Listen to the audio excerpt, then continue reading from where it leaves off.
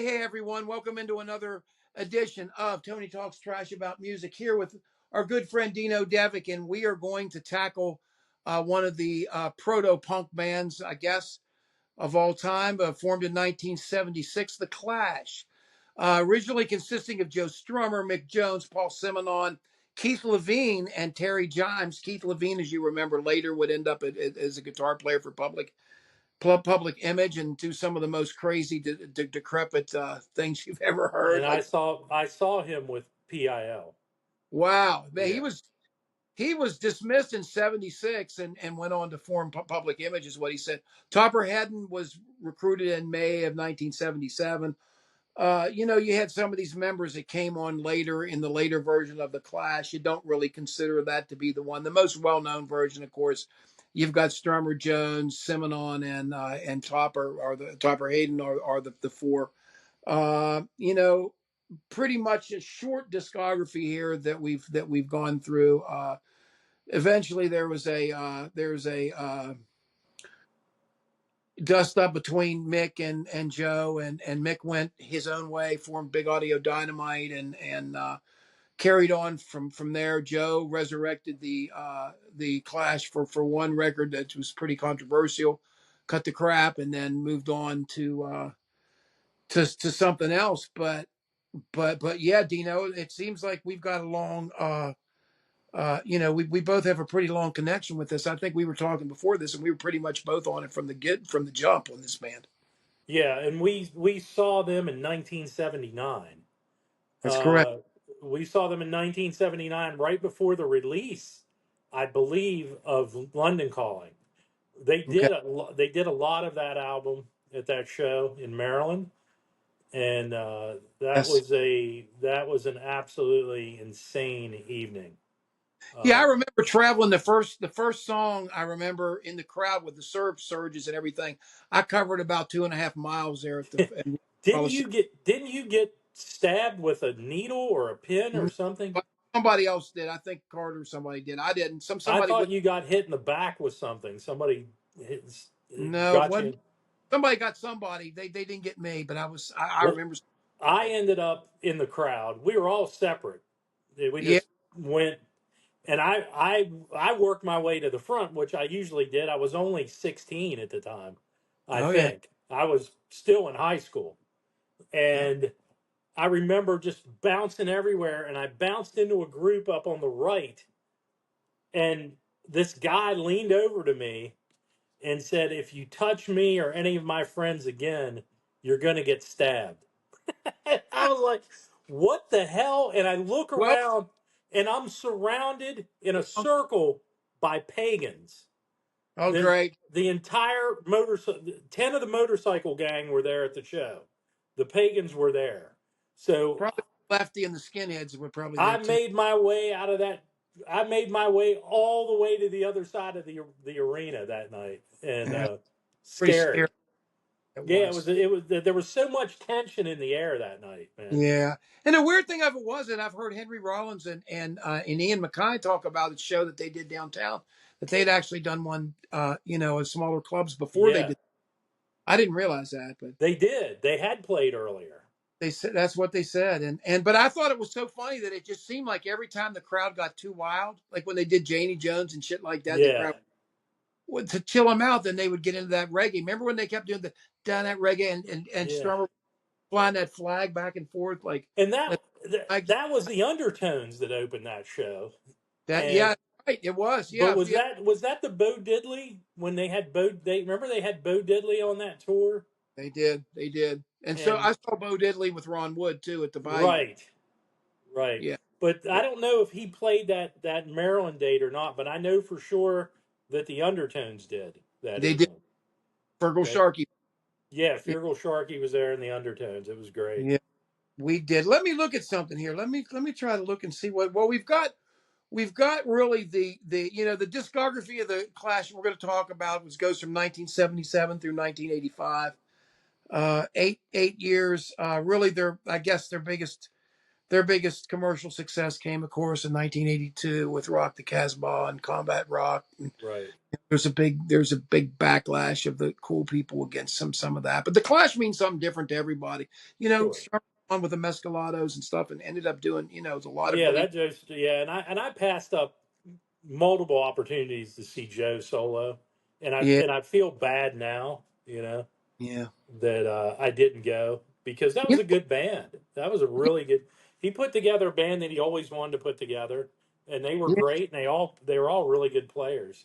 Yeah, And who was a disciple of that? That hardly is a disciple of anything was Julian Cope. Julian Cope loved Strummer and that whole later thing.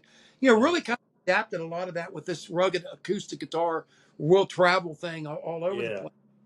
He kind of lost it about the same time, but he picked that up. He picked that trade up, I think, from some of the spirit of some of that Strummer stuff.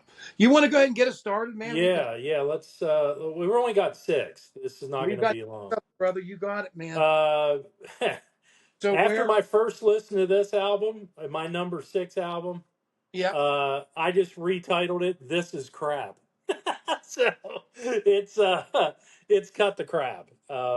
This was Jones was gone, right? He's that's gone. Mick Jones, founding member, yeah. out the door, right? Who are all these other guys? That's right. There's a bunch of guys. Yeah, he recruited some guys from London, Mm. and it just, man, no, The funny thing of it is there's a record store in DC, Crooked Beat Records, that right? a redone version of this with all these songs, and they actually, are working on, hey, it's not that bad thing. Like, we can do different versions of it. Some of the songs are okay, but the production on it is really puzzling. Like the sounds of the beatbox stuff coming in and out of it and stuff. It's really odd. Yeah, I just there was nothing there for me after all the other albums. You know what I mean? We Are the Clash. You know who Yeah. did that? Sparks did a version of that, didn't they? Do a version? I, I think, I believe so. They did a cover. Yeah. yeah, this is England. Life is Wild. Yeah, our the move is in the shake is come. I remember this came out when I Yeah. was managing a paint store in Penguin Feather Yeah. in and I remember that we had these couple punk rock kids that worked for us, and they were I just kept trying to kind of semi rub Sell it in. it to them. Yeah. Same time, I said, doesn't this kind of make you think it's a little, it's a little weird? They're walking around and they're, trying to be all punk, and this is pretty lame. I mean, you can tell the corporate hands have It was the death knell for the band. You know. was. That's my number six. That's my number six too, Joe. Is Cut the Crap, man. That's my number six. Dino, go ahead and take us on to number five, brother. Number five. Uh, Only got two more records. Decent album, just never really excited me that much. Combat Rock. It's my There it number is, five. Joe. Put it up there. One of the half that I don't have. It's weird. Of these six, I've got three of Combat them. Rock. Don't have. I got them all on CD. I don't understand why. One of these other ones that fell by the way. I agree with you. Combat Rock. Rock. Has got some. You've got decent songs on it. Yeah. It all got good good reviews because it was And it was the you know last Mick Jones album. Yeah. should I stay or should I go? Rock Yeah. And go straight hell boy go straight. That's probably the Straight best to one. Hell is a great song. Yeah. Yeah, the rest, the second side's really a little bit of a downer to me. I mean, you've got a weird song with Allen Ginsberg writing the song "Ghetto" to defend where it's not very good. But overpowered by funk, death is a star. It's okay, but I think the first side is pretty solid. If the second side would have been as good as the first side, it may rank a little higher as far as I would be concerned. Yeah. But it was so pop too that it was hard to, you got tired of it quickly. When you see all these kids with braces from college, wearing the jailing the "Should I Stay or Should I Go?" It was like, Yeah, I was playing. that's But probably a song that's on my top two or three I never have to hear again. yeah, Yeah. I hate it. Yeah, we make it songs too. That's a good Yeah, idea. that's right up there. That's, Good deal. Yeah, I was just thinking records again. My mind's old. Yeah, man, Joe, that's my number five too. Is Combat Rock. This makes it really really easy, so you can put it out. And so yeah. Dino now to number four, number No, quattro. number four, produced by the Blue Oyster Cult's Sandy Pearlman. Give Enough Rope, the That's second right. album for CBS. Can you hear that? Can you hear the Blue Oyster Cult in this record? I tell you, I can hear the production. It's it's kind of bombastic after the first album, but I It is. like it. I love a lot of songs on there. It is completely different though, but it's funny how quickly they really some of this idioms of rock that they took of Safe European Home, Tommy Gun, Tommy Gun, yeah. Drug Stabbing Time, Guns on the Roof, Julie's in the Drug Squad, Last Gang in Town. I love Last Gang in Town. Yeah. Yeah, Cheapskate. That's actually the title of the one biography is Last Gang in Town. Marcus Gray's biography. It's a this is a cool record, and I think It it's is. it was the way it was produced. It's certainly different. It's definitely different than everybody expected at the time. I mean, at the Oh, time, nobody expected that. I mean, it's it's a rock album. yeah, people were stunned. November 10th, 36 minutes. They considered, but English Civil War was the second single from it. But yeah, it was different. It was a different. It was something It's different. chock full of some of my favorite songs. I can tell My you number that. my number four is probably gonna bum you out, and the reason why it's gonna bum you out is it's the last one that I have on vinyl, which is the triple record Oh, Sandinista. And the reason why, man, is the length of it. I mean, is there a lot yeah, of great songs on this? Yes, but there's so many on these dub things, like the One More Dove yeah. and the from the career opportunities. That's okay, but it's different. So it just sounds like it's halfway going. I wish this would have been two records. You can Police on My Back's great. You've got Magnificent Seven, of course. Uh, Crooked Beats, great. Somebody Got Murdered, fantastic. Somebody Got Murdered is a great song. Yeah, Yeah, you look at all these. There's a lot of great. If Music Could Talk's good too. I mean, there's a lot of good songs, but you got like Side Five, Lose His Skin, Charlie Don't Serve, Men's for Till, Junkie yeah. Slip. Vice. It's okay. But to me, it sounds to me like at this point, no kidding though, they made a triple record. They could make it. They could make a triple record. Nobody was going to tell them no. And if this would have been a double record, it may It be would a have little. been great. Yeah, But it's my number four, and that's where I am with my. yeah. I mean, and my number. Yeah, I get it. I mean, my number three is Sandinista. Okay. So, um, and because it's the blueprint, I think, of where the band. I mean, it's definitely where Strummer was heading. And if Oh you yeah, listen to Big Audio Dynamite, you can see that Jones was not averse to a lot of what they did on Sandinista.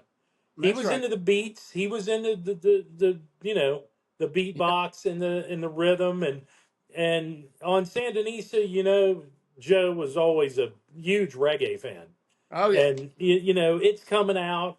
All these things. I think if anything, if Strummer would have lived, I think he would have been one of the leading world music musicians around out of England because I think he wanted to go I think he wanted to go to South America. I think he wanted to go, you know what I mean? Like So you're the first evidence of this that the world the would see. first evidence is on Sandinista. I That's think right. it was very ambitious for That's a them great to observation, man. That's a great observation. there is some filler, but I think it was a very ambitious attempt. Just think of, Give Enough Rope, the first album there, and you know what I mean? And then for them to really stretch out on this.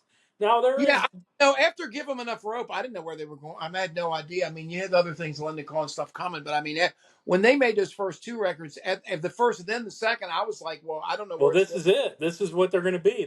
Yeah, This is yeah, their MO. But they flex their muscles pretty quickly, no question. after that. And No, Sandinista, it's flawed. Okay, this is what I'm going to say about Sandinista at three. It's flawed, but it's ambitious. I got you. I think.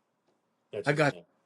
Well, let me give you my three, and my three, we just switched places, buddy. I'm three to this, and I feel like maybe after looking at the list of these, I'm thinking maybe I should have maybe flipped them. I mean, I like Yeah, European Home, English Civil War, Tommy Gun, I love. Cheapskate's good, but Drug Stabbing Kind's kind of silly. Guns on the Roof. yeah. Some of it's Julie's in the Drug Squad. It's okay. Last Gang in Town, I love, of course. Last Gang in Town is a great song. Yeah. Yes, it's okay too, but it's just not to me. To me, there's something about it that seems like product. I mean, you look at this, the way this cover almost looks like it's cut and paste art. Yeah. It's a strange. It's a very strange. Almost look like like you've got Mao Zedong or something's Yeah. leading a thing. I don't really know what he's getting at with this, I but I don't know. you That got is the guys, the guy in the front eating and and the eating. guy's getting eaten. He's dead and he's getting eaten by crows. And it's like the Wesley Willis song, "The vultures ate The my dead head." vultures. Yeah. Anyway, all right, man. Yeah, that's my number. That's your That's number three, right?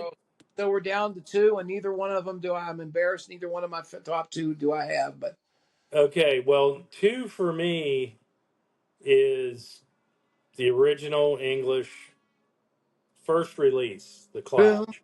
the Clash, the green one. I got you, Brad. Yes. Got you, man. Chock full of hits, you What a know. great.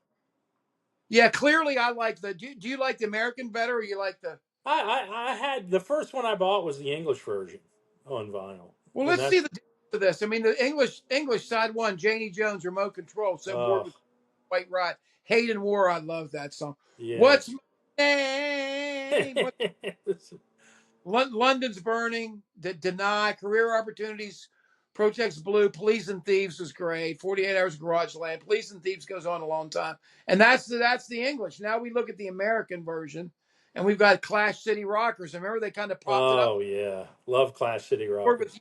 say Complete Control, White Man and Hammersmith Palace, which was a single, not on that. London, I Fought the Lost. There's actually more. There's 8 songs on the American side one and 7 on side two because you got Jail Guitar Doors added to the Jail very Guitar Doors is added. That's a great song. great song. So I like both of them. It's hard to if Joe was a purist here doing this, he'd restrict us. No, it has to be the first record. But we were exposed to both of these. And I think they're good songs they added were good. They were good. They Well, were good. when we saw them in '79, we got a very healthy dose of both of those albums, Giving Up Rope and The Clash. Yes. You know, Yeah. and we saw a lot of those songs live. I didn't realize Jail Guitar Doors is a 100% Mick Jones song. I didn't realize that. Yeah, I'd never Yeah. other ones that he did. Mostly all Strummer in this record. Jones only gets co-credit on Hate and War, Remote Control. That's it. All other writing credits are Strummer. It's crazy Wow. that dominant on it, but yeah, he is. But anyway, man, yeah, that's What's your it. number two? That was so my number two. If I'm going to talk about my number two, I'm going to go exactly the opposite of you, man. I'm going to go with Oh 79 man. Calling is number two. Reluctantly, Uh, very close, man. It's very, very close. I love it. Everybody loves it. Everybody thinks it's a great record. Brand New Cadillac, Jimmy Jazz. I mean, uh, Lost in a Supermarket, Working for the Clamp Down. I mean, Guns of Brixton. I mean, how can you Guns of Brixton, Clamp Down. I mean, it's wrong them, boy, yo? The cover of yeah, that Death or Glory was probably their best single ever, man. It's not compromised. Doesn't sound like a single at all. And then Train in Vain, of course, was the big yeah. single. But what a great see. This is the opposite of Saint Sandinista. Every fucking song on this Oh, is is it? Yeah, great. it's the all thriller, no filler album. It's got everything. It really is. I mean, there may be a couple small, like I don't like the card cheat too much, but I mean, No, but but but they're the rest. minuscule complaints on this album. But that's They're just one. minuscule. The third side. I mean, you stop it short. I listen to it. Yeah, I love it. I think it's great. I agree with you. But I mean, and the reason I didn't put it as number one is it is probably a better record than the other one that's left. But it was the impact of the other one that was left as being like an Uber statement. But anyway, that's my number two, and I already know that that's going to be number one. So your number Yeah, one. my number one is London Calling. Yeah. And tell me why, man. If you have anything, Well, everything that you just said, the album from front to back, you can start to already see in London Calling, they're stretching out a no little doubt, bit. You know, the brand new Cadillac, that's got nothing to do with punk rock. You not at all. know, that's an old 50s rave up rockabilly tune, you know? And Had a fuck more accurate than you two ever did on goddamn rattle and hum. oh So yeah, that's the thing about you too. After war, I never listened to them again. yeah, I can't take him seriously, I man. I mean, saw them on the war tour at Ritchie, And Yeah. after that, never again. Never bought another album. Never listened to him again. I never saw him live. I guess the last one I bought was Unforgettable Fire, somewhere around there. That was it. You But know, they played the Bayou back in the day. yeah. Never Oh, I went. didn't know. Five See, I didn't go. $5. You know. Wow. So yeah. But I think London Calling is a classic, and the fact that I saw the tour, you saw the tour, you got the album before the public even did.